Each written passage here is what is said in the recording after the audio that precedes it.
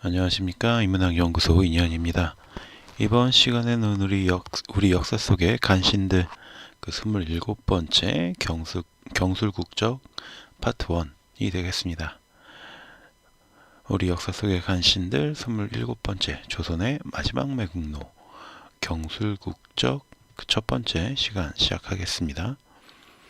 을사오적에서부터 정미7척까지 조선을 팔아먹은 매국노들에 대해서 정리를 해보았고요. 이번에는 그 최종판이라고 할 수 있는 경술국적 8인에 대해서 이야기를 해볼까 합니다.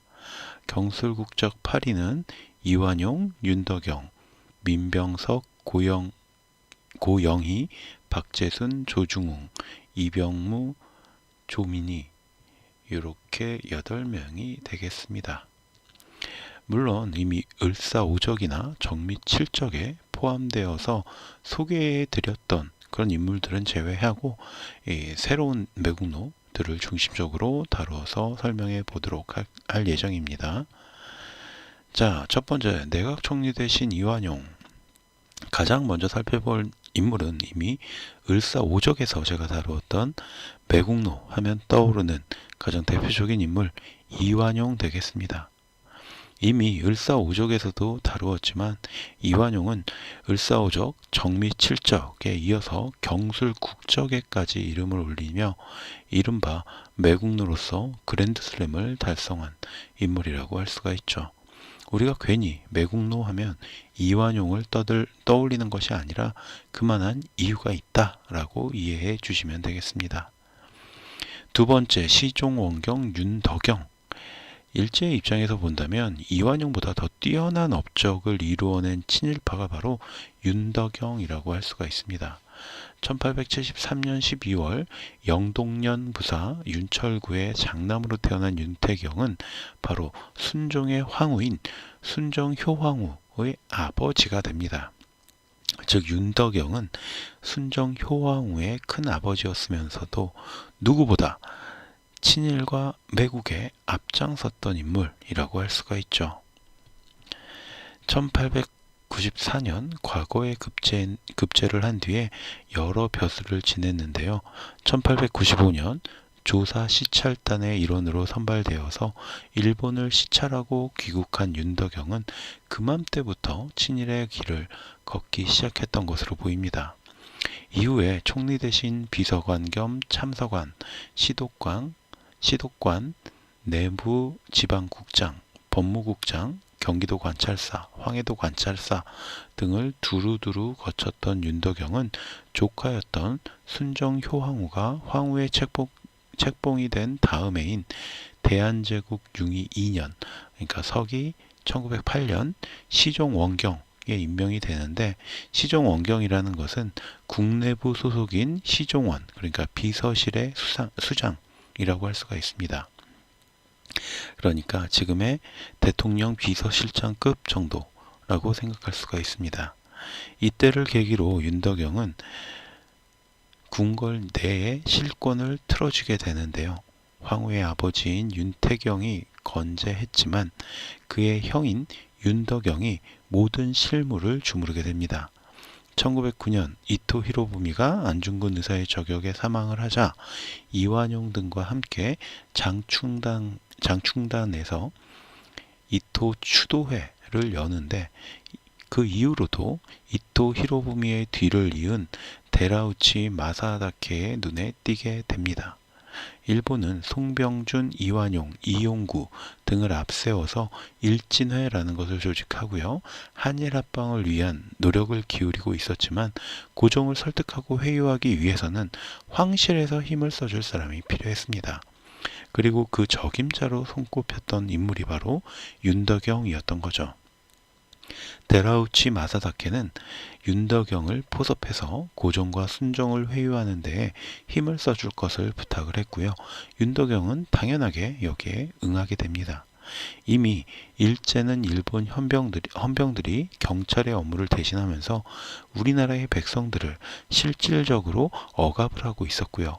일본의 정책에 반대하지 못하게끔 신문, 잡지를 엄중하게 검열해서 한국은 사실상 일본의 통치 아래 있는 상태였다고 볼 수 있습니다. 1910년 8월 16일 데라우치는 이완용과 조중웅을 통감 관저로 불러서 병합조약의 초안을 보여주었고요. 8월 18일에는 이완용은 내각회의에서 이런 합의를 이끌어냈습니다. 그리고 1910년 8월 22일 마침내 창덕궁에서 마지막 어전회의가 시작이 됐습니다. 윤덕영과 민병석 이런 인물들은 고종까지 참관시킨 상태에서 대한제국과 일본 사이에 합병조약이 진행이 되었고요. 대한제국의 국권을 일본에 넘긴다라는 문서에 도장만 찍으면 나라가 없어지게 되는 상황까지 이르게 됩니다. 그러나 이 상황에서 순종 역시 망설일 수밖에 없었겠죠. 그러자 이때 병풍 뒤에 있던 순정 효황후가 나타나서 옥새를 자신의 치마 안에 숨겨버리는 기지를 발휘합니다. 아무리 한일 합방이 중요했던 친일파들이라고 해도 감히 이 황비의 치마 속에 손을 넣어서 옥새를 꺼낸다는 것은 상상도 할 수 없는 일이었죠. 그리고 그 자리에 있던 친일파들은 그래서 서로 눈치만 살피면서 시간이 지나가게 됩니다. 그러나 옥새를 치마 속에 넣고 울고 있던 순정 효황후에게 다가가 곧장 치마 속에서 옥새를 꺼내들었던 인물이 있으니 그가 바로 순정 효황후의 큰아버지였던 윤덕영이었습니다. 그는 그대로 순종에게 다가가서 순종의 손을 잡고 문서에 옥새를 내려 찍습니다. 즉 친일파의 그랜드 슬래머인 이완용이 대한제국의 외교권을 일제히 팔아넘겼다면 이 나라 자체를 팔아먹는 일에 가장 주도적인 역할을 했던 것이 바로 윤덕영이었다라고 할 수 있는 거죠. 일제 역시 이런 윤덕영의 공로를 인정해서 그에게 은사금을 46만 원이나 내려줍니다. 현재 기준으로는 한 230억에서 250억 정도가 되는 엄청난 돈이라고 해요. 당시 이완용이 받았던 은사금이 그 3만 원 정도밖에 안 됐대요. 그러니까 15배를 더 많이 받은 거죠. 그러니까 이 윤덕영이 했던 일이 얼마나 대단한 일인지 알 수가 있습니다. 이 돈으로 옥인동 일대의 땅을 윤덕영은 절반이 넘게 사들였다고 하는데 윤덕영은 이에 만족하지 않고 송석원 부지에 유럽식 대저택을 건축합니다. 규모가 웬만한 유럽 궁전을 뺨칠 정도였다고 하는데 1913년부터 시작이 되어서 1935년에야 완공된 이곳이 바로 벽수산장이라고 불리는 곳입니다. 벽수산장은 독립 후인 1973년 철거가 됐지만 그 밖에도 윤덕영은 1910년 이후 옥인동 일대를 매입하기 시작해서 1927년에는 옥인동 전체 총 36,361.8평의 53%인 19,467.8평을 소유했던 것으로 알려지고 있습니다. 그러니까 어마어마하게 땅을 사들인 거죠. 윤덕영의 만행은 여기서 끝나지 않았습니다. 그는 친일 매각의 상징이었던 이완용조차 해내지 못했던 미션을 성공하는데 이완용이 7일 동안 아침 저녁으로 고종을 찾아가서 고종이 직접 일본에 가서 일왕에게 합병에 대한 감사 인사를 해야 된다라고 촉구를 했어요. 미친놈이죠.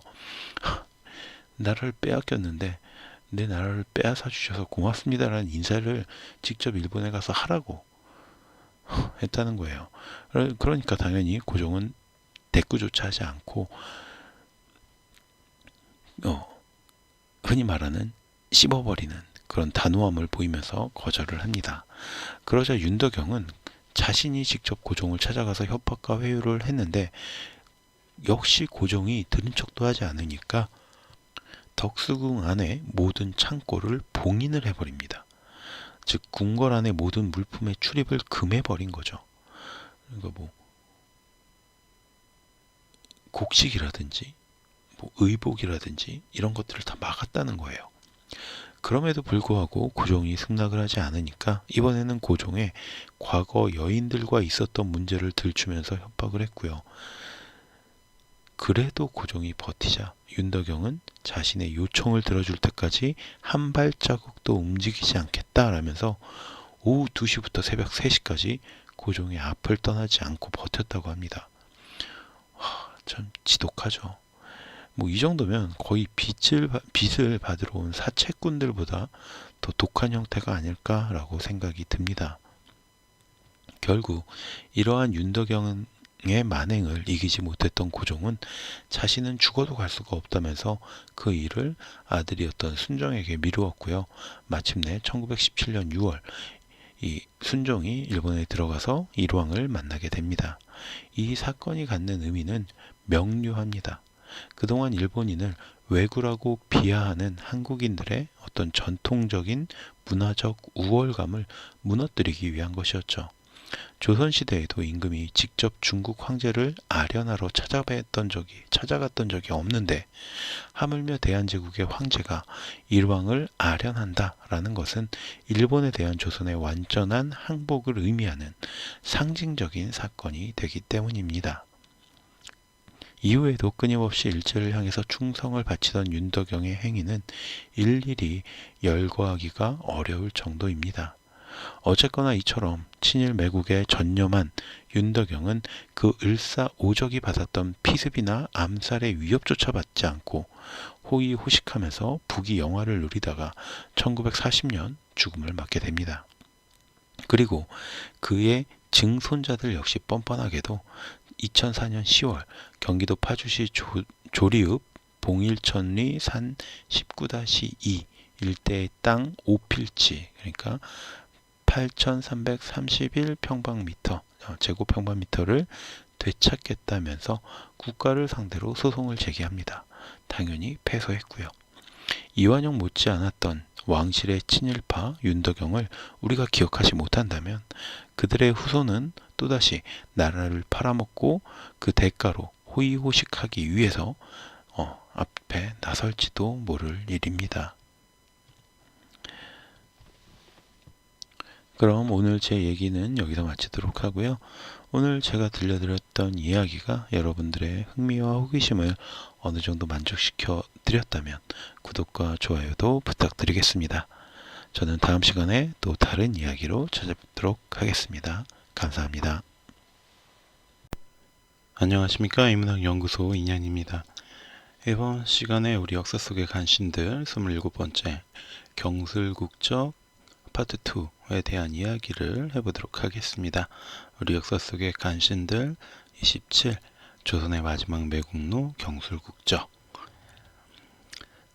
지난 시간 1편에서 경술국적을 대표하는 인물로 이완용과 윤덕영을 소개해드렸습니다. 오늘은 민병석과 고영희, 박재순 등에 대해서 이야기를 해볼까 합니다. 자, 세 번째 국내부 대신 민병석. 이미 기존 글에서도 몇 차례 밝힌 바가 있지만 제 개인적인 사견으로는 조선의 마지막 숨통을 끊어놓는데 가장 결정적인 역할을 했던 것이 바로 명성황후의 일족인 여흥 민씨 집안이라고 생각을 합니다. 제가 팩트체크의 중요성 두 번째 미디어의 거짓말 편에서 다루었던 내용이기도 한데요. 그리고 이 시간에 이야기할 민병석이란 인물 역시 그 집안 출신으로 나라를 팔아먹는데 앞장섰던 인물이라고 할 수가 있습니다. 민병석은 1858년 12월 12일 충청도 회덕, 지금의 대전 대덕구에서 태어났습니다. 민관식의 둘째 아들로 태어난 민병석은 이후에 예조판서를 지냈던 민경위의 아들인 민경식의 양자로 입양이 됩니다. 그러니까 예전에는 집안에서 서로 아들이 없는 집에 자신의 아들을 양자로 주기도 하고 같은 집안에서 뭐 이런 식으로 하기도 했었거든요. 그래서 민경식의 양자로 민병석도 들어가게 된 겁니다. 1879년 2월 문과에 합격을 해서 1880년 5월 예문관 검열로 벼슬길에 나선 민병석은 이모군란 직전인 1882년 5월 승정원 동부승지에 자리에 앉게 됩니다. 그리고 이모군란이 벌어졌을 때 도망치던 명성황후를 호종해서, 그러니까 임금이 탄 수레 이런 것들을 호위해서 따르는 그런 일을 하면서 신임을 얻게 되었고요. 여흥민씨의 중심이었던 민경호가 이모군란 당시에 죽자 그의 뒤를 이어 민씨 일족의 핵심 인물로 부상하게 됩니다. 이 민경호에 대한 이야기는 제가 우리 역사 속의 간신들 10번째 테마에서 다뤘던 기억이 있고요. 하지만 그는 영리하게도 명성황후와 흥선대원군 사이의 정쟁에서는 한 발 물러났다가 대세가 고종과 명성황후 쪽으로 기울게 되자 1888년 10월 예조 참판으로 정계에 복귀를 합니다. 이후에도 강화부 유수 겸 유경공원 판리, 규장각 직제학 등을 거쳐서 평안도 관찰사에 임명이 되었고 그렇게 자신의 커리어를 쌓아나가죠. 하지만 당시에도 그는 자신이 다스리는 곳은 백성들을 착취하고 무고한 자들에게 벌을 주는 등 백성들에게는 공포의 대상으로 여겨졌다고 합니다. 1894년 청일전쟁이 벌어졌을 당시에 민병석은 친청파였던 것으로 파악이 됩니다. 평양에 주둔하고 있던 청나라 군대의 지휘관인 엽지초와 내통을 하면서 일본 세력을 밀어내려고 했는데 일본군이 청나라 군대를 밀어내고 평양성을 점령하자 원주로 유배를 당하게 되죠. 이 무렵부터 조금씩 일본으로 마음이 기울어간 게 아닌가라는 추측을 할 수가 있는데 을미사변으로 명성황후가 시해당하는 사태를 지켜보면서 일본에 대한 두려움이 커졌기 때문이 아닐까라고 생각합니다. 을미사변 이후에 민씨 일파의 힘이 줄어드는 상황에서도 민병석은 활발하게 활동을 이어가는데요. 1895년 6월 유배에서 풀려난 그는 10월에 시책 문서 사관으로 조정에 복귀를 하면서 1896년 2월 아간 파천 이후에는 국내부 특진관 겸 산능 제거, 경연원 시간관, 그 다음에 빈전 제조, 시종 원경 등을 거치게 됩니다.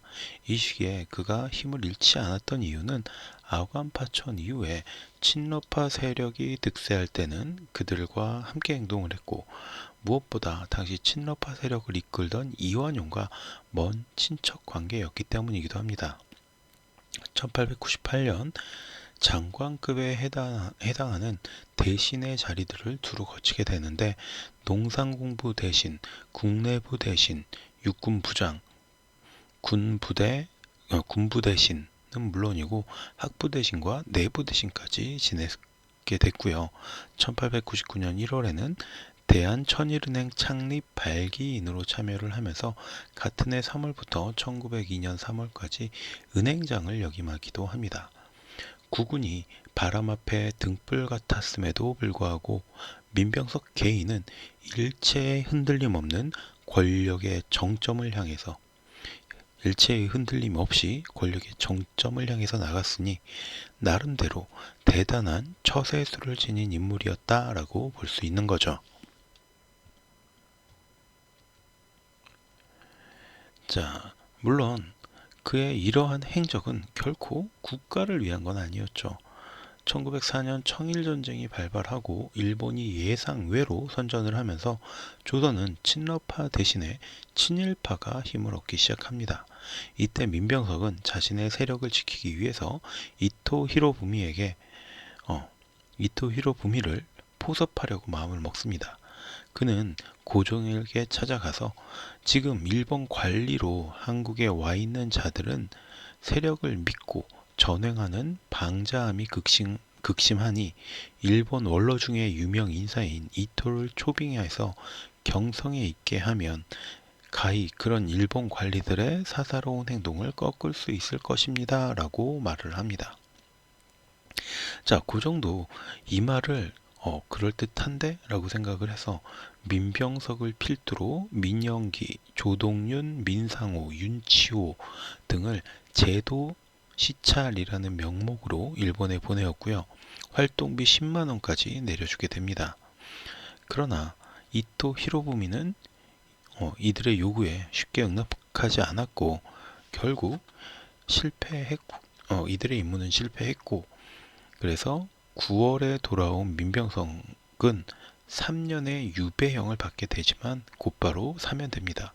그러니까 왕의 명령을 띠고 간 일에 실패를 했잖아요.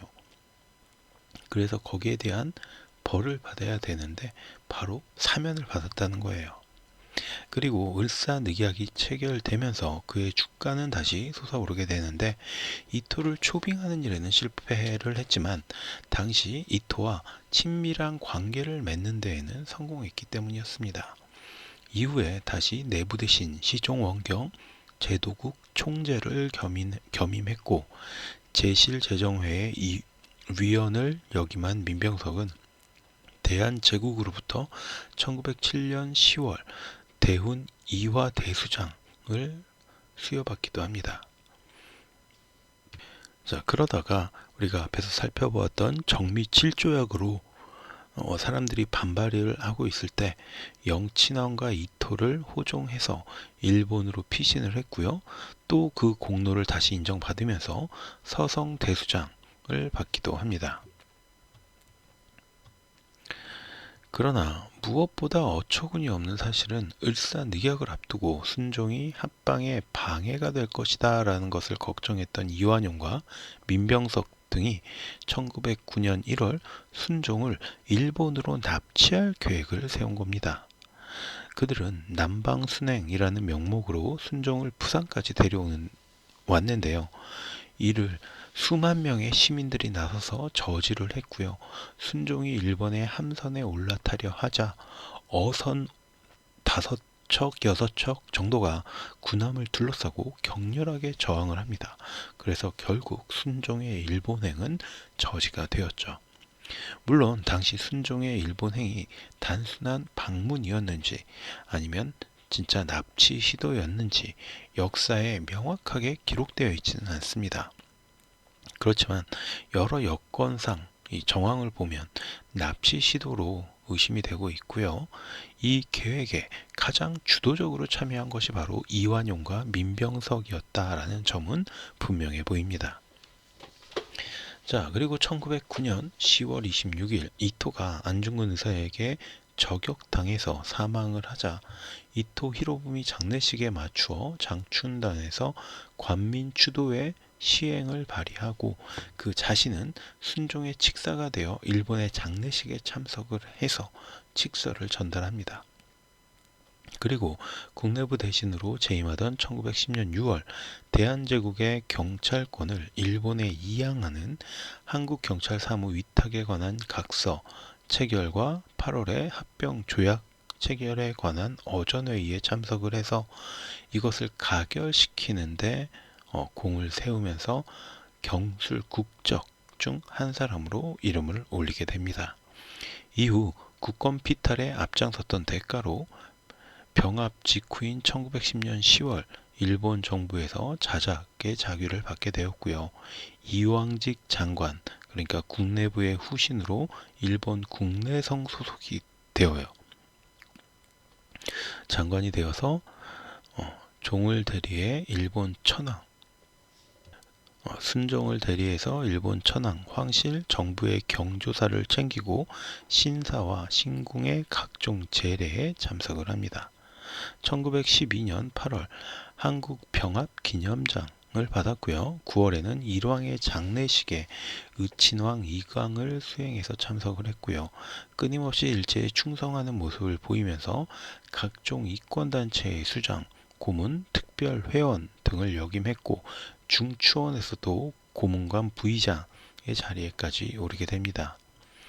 그러나 결국 1940년 사망을 하면서 그의 친일 행각 역시 끝나고 마는데 조선 왕실의 외척으로 시작을 해서 친중, 친러, 친일을 두루 거친 민병석의 뒤를 이어서 그의 아들 민복기가 그 자리를 물려받고요. 친일 행위를 똑같이 이어나가다가 해방 후에는 법무부 법무국장과 이승만 비서관의 생활을 하게 됩니다. 이후 다시 박정희 정권 때에는 법무장관과 대법원장 등을 역임하는데, 이때 당시 중앙정보부가 조작한 민천항령 사건과 인민혁당 재건위원회 사건, 인민혁명당 재건위원회 사건, 그리고 1975년 4월 9일 제2차 인민혁명당 사건을 담당하면서 그 사람들에게 사형을 선고하고 18시간 만에 집행하는 사법살인을 실행한 인물로 기록이 되고 있습니다.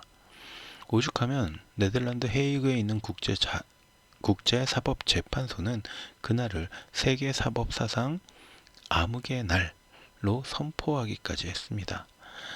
그러니까 자신의 아버지만큼이나 처세술에 능숙했던 민복기는 이런 일들을 통해서 유신 정권으로부터 국민훈장, 무궁화장 훈장을 수여받기도 했고요. 이어진 전두환 정권에서도 역시 국정자문위원회에 선출이 됩니다. 이 권력에 빌붙는 이 능력 하나는 정말 대단한 부자간이다라고 할 수 있을 듯 합니다. 자, 네 번째는 탁지부 대신 고영희가 되겠는데, 이 또 다른 경술국적인 탁지부 대신 고영희에 대한 내용은 이미 정미 7적에서 세세하게 다룬 적이 있었기 때문에 당시의 내용으로 가름을 하려고 합니다. 고종을 협박해서 왕자에서 쫓아냈던 고영희는 결국 나라를 일제에 팔아넘기는 경술국적에까지 합류를 하면서 친일 매국의 이관왕을 달성했죠. 자, 그리고 다섯 번째는 내부 대신 박재순인데요. 고영희가 정미 7적이면서도 경술국적에까지 이름을 올렸다면, 박재순은 을사오적에서 경술국적의 이관왕을 차지한 인물이라고 할 수가 있습니다. 을사늑약 당시에는 외부 대신, 그러니까 즉 외교부 장관이었다가 경술국치 당시에는 내부 대신, 지금의 행정안전부 장관으로서 한일 병합에 찬성했던 박재순에 대한 내용 역시 을사오적 편에서 다루었기 때문에 해당 편을 참고해 주시면 감사하겠습니다. 자, 이렇게 경술국적 8명 중에서 5명에 대해서 간략하게 정리를 해봤습니다. 그럼 다음 시간에는 남은 3명에 대해서 알아보는 시간을 갖도록 하겠습니다. 오늘 저의 이야기는 여기서 마치도록 하고요. 제가 들려드린 이야기가 여러분들의 흥미와 호기심을 조금이라도 만족시켜 드렸다면 구독과 좋아요도 부탁드리겠습니다. 저는 다음 시간에 또 다른 이야기로 찾아뵙도록 할게요. 감사합니다. 안녕하십니까. 인문학연구소 인연입니다. 이번 시간에는 우리 역사 속의 간신들 27번째 경술국적 그 세 번째 시간이 되겠습니다. 우리 역사 속의 간신들 27번째 조선의 마지막 매국노 경술국적 세 번째 이야기 시작하도록 하겠습니다. 자, 지난 시간 2편까지 경술국적을 대표하는 5명의 인물 이완용, 윤덕영, 민병석, 고영희, 박재순을 소개를 해드렸습니다. 오늘은 그 마지막 시간으로 조중흥, 이병무, 조민희에 대한 이야기를 해보려고 합니다. 자, 6번째 농상공부 대신 조중흥. 정미 7조약 당시에 법무 대신이었던 조중흥 역시 경술련 1910년 한일 강제 병합 늑약의 체결에 찬성을 하면서 또다시 친일 매국의 기치를 드높이게 됩니다. 이미 조중흥은 제가 정미 7적 3편에서 다루었기 때문에 간략하게 되짚고 넘어가는 정도로만 설명을 하겠습니다. 1906년 일본에서 10년가량의 망명생활을 마치고 이완용 내각의 법무대신 자리로 컴백한 조중흥은 다음 해에 정미 7조약에 찬성표를 던지면서 친일 매국노로서의 엄청난 성과를 이룩하게 됩니다. 그리고 1910년 3월 이완용에게 함께 병합 찬성을 추진하는 정우회 경비를 지원했고요. 4월 일본 관광단 정부 대표로 참석했던 조중응은 1910년 8월 16일 농상공부 대신으로 합병조약안과 합병각서에 찬성을 표명하면서 돌이킬 수 없는 친일 매국 행위자로 자리매김했던 인물이라고 할 수가 있습니다. 자, 앞에서 말씀드린 것처럼 더 자세한 내용은 정미칠적 3편을 다시 한번 확인해 보시면 되겠고요. 그리고 7번째, 친위부 장관 겸 시종무관장 이병무 되겠습니다. 이병무 역시 대한제국의 군대를 책임지는 군부대신 시절에 이토 히로부미의 지시에 따라서 일본군 70여 명을 이끌고 대궐에 난입해서 고종에게 선의를 강요했던 찬란한 매국노 중에 한 명이죠. 지금 시대로 따져본다면 대한민국 국방부 장관이 일본군을 이끌고 청와대, 지금은 용산이라고 하는 게 맞을까요? 어쨌든 그쪽으로 쳐들어가서 대통령에게 하야와 함께 군대를 해산하라고 요구하면서 협박을 했다라고 볼 수 있는 거예요. 그러니까 국방부 장관이 군대 해산을 원한다. 참 이해할 수 없는, 친일파 중에서도 참 이해하기 어려운 인물 중에 하나라고 할 수가 있습니다. 자, 역시 자세한 내용은 정미칠적 2편에서 살펴보시기를 권하고요. 어쨌든 당연히 이후 1910년 한일 강제평합 늑약의 체결에도 앞장을 섰습니다. 당시 이병무는 임금의 호위를 담당하는 시종무관장이자 근위되었던 친위부 장관이었습니다. 물론 친위부는 사실상 해체되어서 시종무관장이 정확한 당시의 그의 상태라고 할 수가 있는데, 아무튼 이병무는 임금의 안위를 책임지는 자리에 있었다라고 볼 수 있는 거죠. 그리고 이 늑약이 체결되면서 그 대가로 1911년 1월 5만 원의 은사 공채를 받았고요. 1912년 8월 한국병합 기념장을 또 받게 됩니다. 자, 마지막 인물 8번째, 승령부 총관 조민희에 대해서 이야기를 해볼게요. 자, 우선 좀 설명을 하자면 승령부라는 건 경운궁, 지금의 덕수궁 안에 있었던 정각의 이름입니다. 그리고 그 정각을 담당했던 사람이 바로 조민희이죠. 그럼 이 조민희는 어떤 삶을 살았던 인물일까요? 우선 1859년 10월 서울에서 태어난 조민희는 가족 구성원이 매우 특이합니다.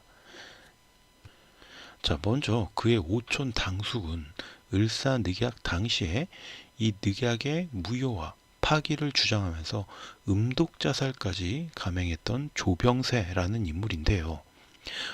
그의 누나는 또 대표적인 친일 매국노인 이완용과 결혼을 해서 조민희는 이완용의 처남이 됩니다. 그리고 그 역시 이 당숙이 아닌 처남을 따라서, 이완용을 따라서 친일 매국노의 길을 걷게 됩니다. 한 집안에 애국지사와 매국노가 함께 있었던 것이죠.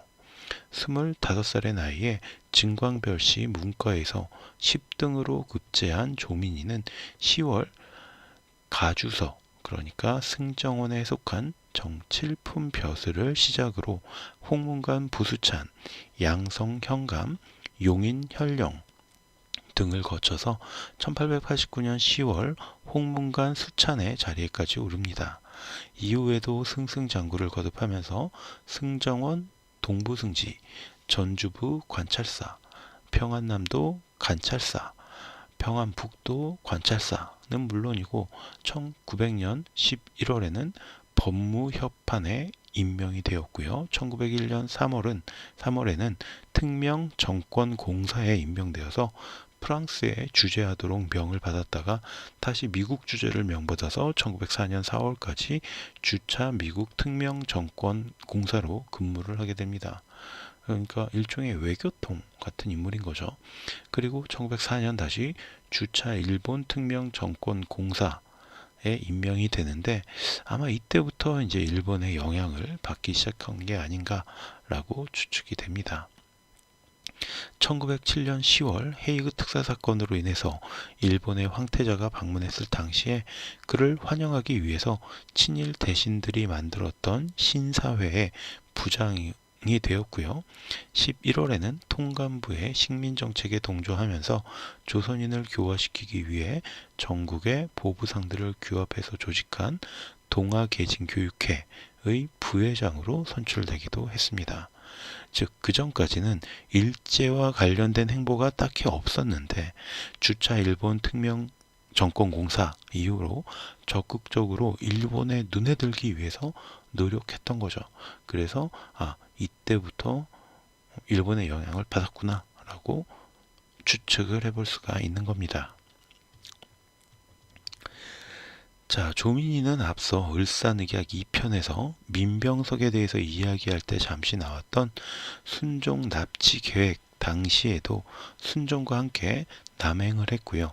그 대가로 훈일등 태극장을 받게 됩니다. 1909년 10월 26일 안중근 의사에 의해서 이토 히로부미가 사살되자 고종의 특사로서 이토 히로부미의 조문을 위해서 중국 다롄에 방문을 했고요. 11월 장충단에서 열린 관민주도회의 발기인으로도 참여를 합니다. 1910년 8월 22일 한일 강제 병합 늑약 당시에 숭령부 시종장의 지휘에서 역시 이 늑약의 체결에 찬성을 합니다. 그리고 이때 세운 공로를 인정받아서 1910년 10월 7일 발표된 자작 자귀 수여 대상자에 포함이 되었고요. 1911년 1월 13일 조선 총독부에서 열린 은사공채권 교부식에 참석해서 일본 정부로부터 5만 원의 은사공채까지 받게 됩니다. 또한 1912년 8월 1일에는 일본 정부로부터 한국병합 기념장을 받고요. 12월엔 정사위의 품계를 받게 됩니다. 조민희는 1915년 4월 일본 황후 일주기에 조선 귀족 총재로 참가를 했고요. 11월 다이쇼 천황 즉위식에 참석을 해서 다이쇼 대례 기념장도 받게 되는데 당시 조민희는 우리들이 새로 복속된 백성이지만 화족이나 고등관에 비했을 때 조금의 차별도 없었으며 후한 대접을 받게 되어 천황폐하에 일시 동인하시는 후이에 대한 성은에 나도 모르게 감격의 눈물을 흘렸습니다. 라는 천황 즉위식 참석 감상문을 경성일보 1915년 11월 29일자 사설에 싣기까지 했습니다. 뭐 대단한데 갔다 왔다고 감상문까지 적어서 신문에 실었다라는 거죠.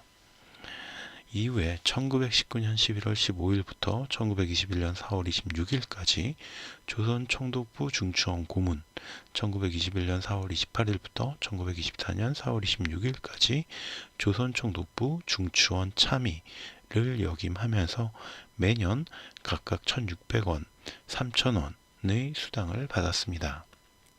그러나 어처구니 없는 사실은 사단법인 조선 귀족회 이사로 활동했던 조민희가 1928년 2월 29일 자작의 예우가 정지되었다라는 점이죠. 그러니까 조선 귀족회의 자작 이사로 활동했던 인물이 귀족에서 쫓겨났다라는 거예요. 한마디로.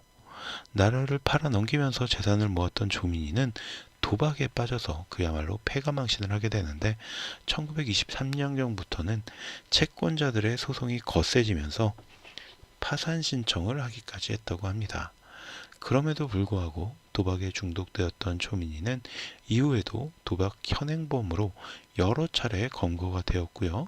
조선 귀족이라는 신분 때문에 큰 처벌을 받지 않았고 그로 인해서 더욱 대담해진 그는 자신의 사무실에까지 도박장을 차려가면서 도박에 빠져들었다고 합니다. 그리고 마침내 1927년 12월 경성지방법원으로부터 파산 선고가 되었고 1928년 2월 29일에는 자작의 예우마저 정지가 됩니다. 더 웃기는 것은 그의 자작에 대한 예우는 정지되었지만 1931년 1월 2일 조민이가 사망을 하자 자귀 자체는 그의 장남이었던 조중수에게 그대로 세습이 되었다고 해요. 도박에 빠져서 가산을 탕진하고 여러 차례 도박 현행범으로 붙잡히면서 자작의 예우마저 정지가 됐는데 죽고 나서 그 자작의 자귀는 또 아들한테 갔다는 거죠. 참, 매국노들 중에서는 그래도 그나마 불우한 말로를 보낸 인물이 아닐까라고 생각해 볼 수가 있습니다. 자, 어쨌든 이렇게 친일 매국노들에 대한 이야기, 을사오적, 정미칠적, 경술국적을 모두 마치게 되었습니다. 마지막으로 한일 강제 병합 늑약의 내용을 돌아보면서 이들의 만행에 대해서 생각해 보도록 했으면 좋겠습니다. 한일 병합 조약의 원문 내용은 다음과 같습니다. 일본국 황제 폐하 및 한국 황제 폐하는 양국 간의 특수하고도 친밀한 관계를 고려 상호의 행복을 증진하며 동양 평화를 영구히 확보하고자 하며 이 목적을 달성하기 위해 한국을 일본 제국의 병합함이 선책이라고 확신, 이에 양국 간의 병합조약을 체결하기로 결정하고 이를 위해 일본국 황제 폐하는 통감자작 데라우치를, 한국 황제 폐하는 내각 총리 대신 이완용을 각기의 정권위원으로 임명하였다. 그러므로 정권위원은 합동 협의하고 다음의 제조를 협정하였다. 제1조 한국 황제 폐하는 한국 정부에 관한 일체의 통치권을 완전 또 영구히 일본 황제 폐하에게 양여한다. 제2조 일본국 황제 폐하는 전조에 기재한 양여를 수락하고 전조 앞에 1조에 기재한 내용을 수락하고 전연 한국을 일본 제국의 병합함을 승낙한다. 제3조 일본국 황제 폐하는 한국 황제 폐하 황태자 전하 및 그 후비와 후예로 하여금 각기의 지위에 적응하여 상당한 존칭 위엄 및 명예를 향유하게 하며 또 이것을 유지함에 충분한 세비를 공급할 것을 약속한다. 제4조 일본국 황제 폐하는 전조 이외에 한국 황족 및 그 후예에 대해서도 각기 상응의 명예 및 대우를 향유하게 하며 또 이것을 유지함에 필요한 자금의 공급을 약속한다. 제5조 일본국 황제 폐하는 훈공이 있는 한국인으로서 특히 표창에 적당하다고 인정된 자에 대하여 영작을 수여하고 또 응급을 줄 것이다. 제6조 일본국 정부는 정기병합의 결과로 한국의 시정을 담당하고 같은 뜻의 취지로 시행하는 법규를 준수하는 한인의 신체 및 재산에 대하여 충분히 보호해주며 또 그들의 전체의 복리 증진을 도모할 것이다. 제7조 일본국 정부는 성의로서 충실하게 신제도를 존중하는 한국인으로서 상당한 자격을 가진 자를 사정이 허락하는 한 한국에 있어서의 일본국 관리로 등용할 것이다.